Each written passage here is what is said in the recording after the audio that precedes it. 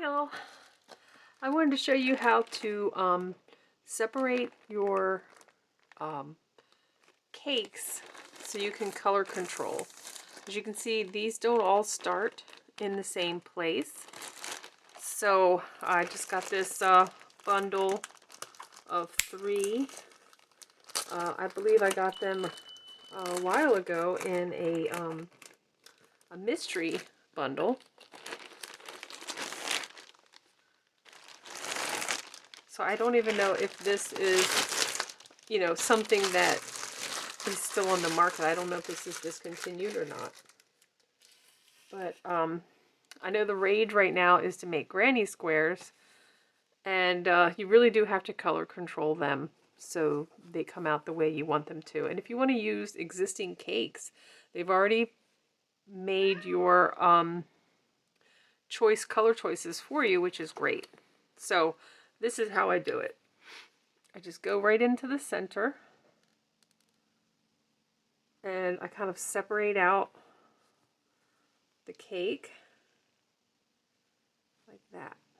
Okay, and so this is like an intermediate color, this gray and white. This is the white and the red. So I'm just going to try to pull that gray off if I can.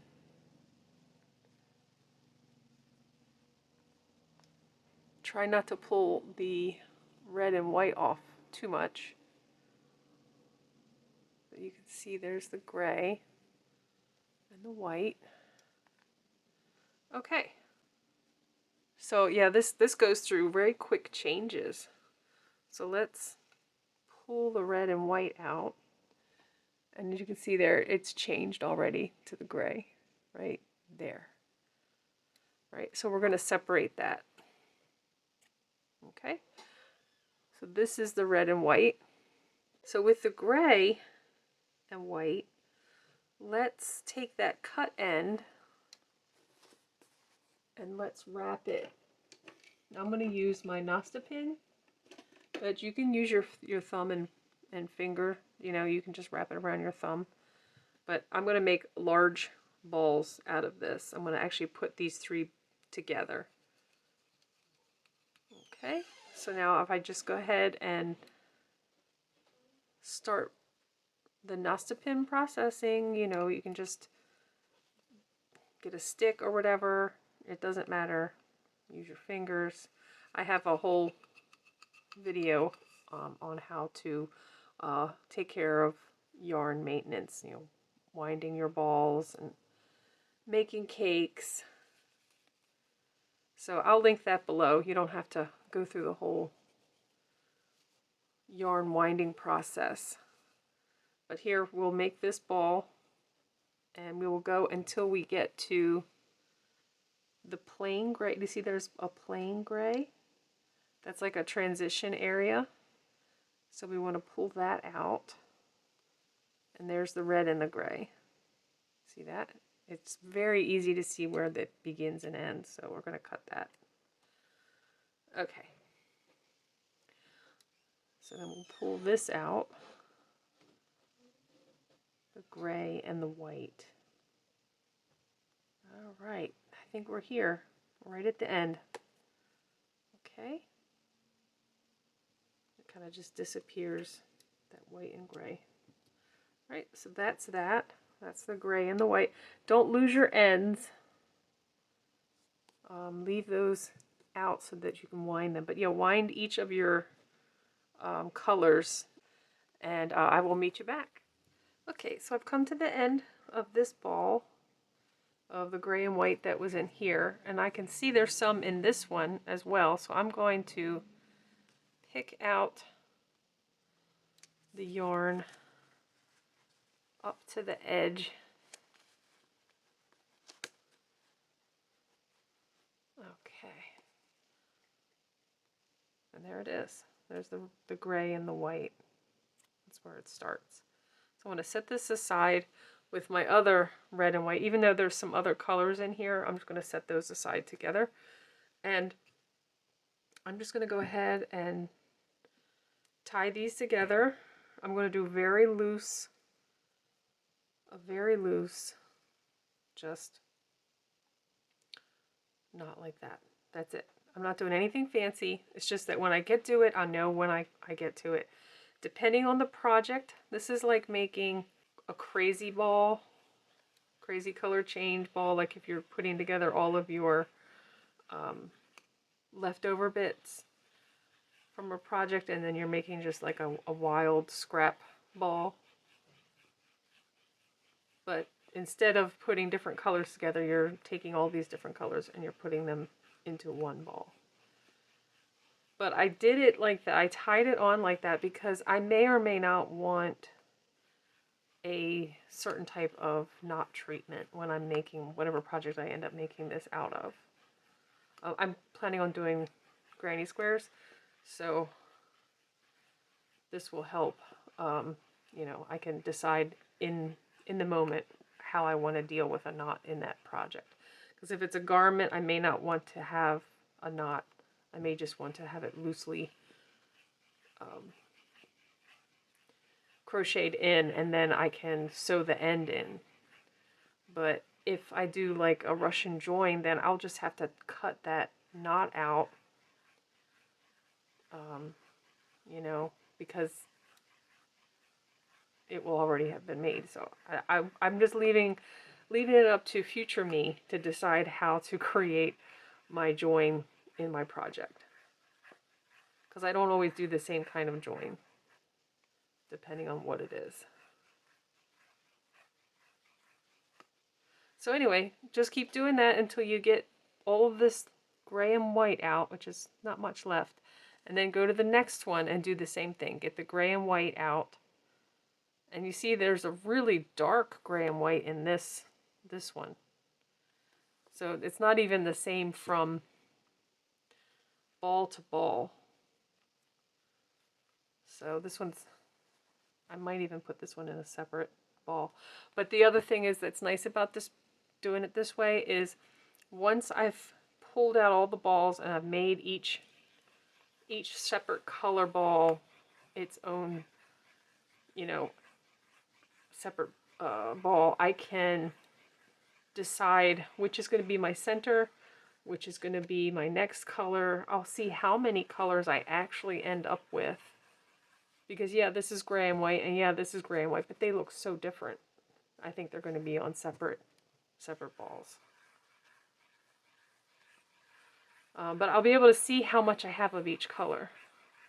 And then I can decide where they belong in my granny square project that I'm doing with this yarn. Oh, there's the red. Okay, so this is done.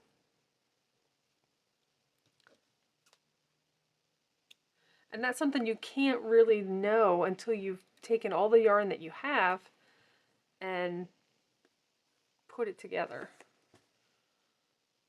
So let's see if we have any light color.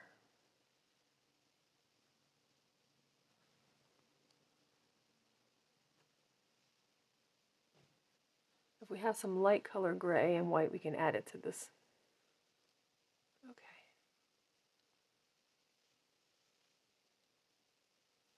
Just keep undoing it until we run out of the red and white. Here we go. It stops right there. I'll just put that aside with the other red and white. Looks the same. Yeah, so I think this is going to be its own ball. So I think we're done with this light gray and white. So we're just going to finish this ball.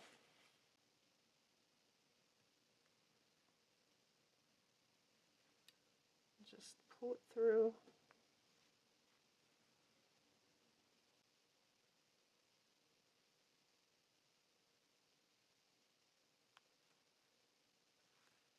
Just kind of tighten it. It's a slip knot. So when you pull on this, this little loop will go back through. So it's not really knotted. So anyway, then I push on it so that this gets tight. And then here's the end. And you can tuck as much as that that you want, but just leave a little tail out so you don't have to go fishing for it again. That's our very light color. Here's some red and white. But yeah, I'm going to work on these and make the balls, and I'll meet you back. Okay, I'm back. I have reduced these 3 balls or 3 cakes into these balls. Now, there's so many of them that maybe even the camera can't catch it, but some of these are very different from each other. This is what I've got to work with. I've got some Ziploc bags that can be used to separate your yarn. I'm using them because I think these will hold my different rows. So like these are all the same size, got the same amount of yarn. Row 2. And right big.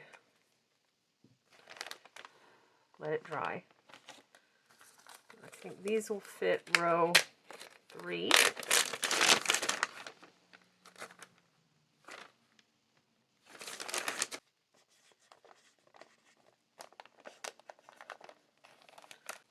These are row 4.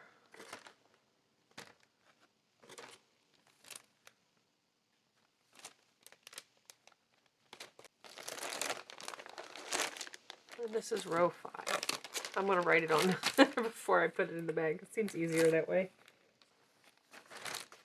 Now you can put these in baskets if you want.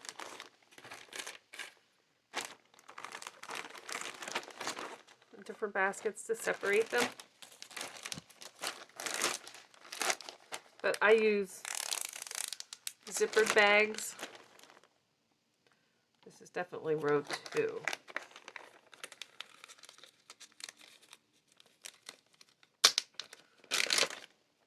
A little tiny bit. Okay. So this is what I use. I use these like garment bags that zipper. So this is my base yarn. And then I can tuck some of these in here. I'm sure I can fit a couple of them anyway.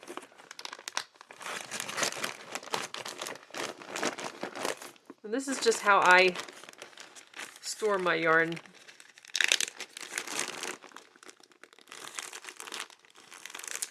Try to get some more air out. Get them all in here.